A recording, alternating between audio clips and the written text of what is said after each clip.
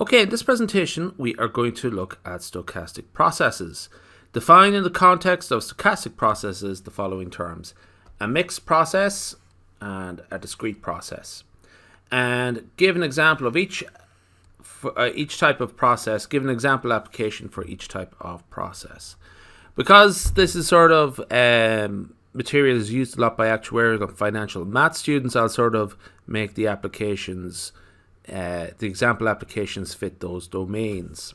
Okay, so a mixed process is a stochastic process that operates in continuous time but can change value at predetermined discrete instance. Okay, so here's an example. The number of contributors to a pension fund can be modeled as a mixed process, I should say, with state space 1, 2, 3 and time interval j equals 0 to infinity. For example, you know what might happen there is somebody might come along and join the pension fund at a certain time, and a while later somebody else might join it, something like that.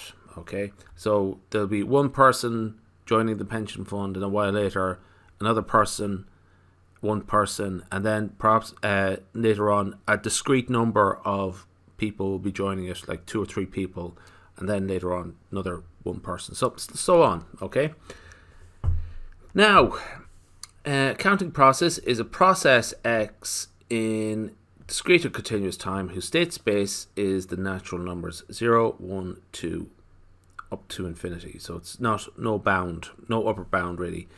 X of t is a non-decreasing function of t. For example, an example would be the number of claims reported to an insurer at time t.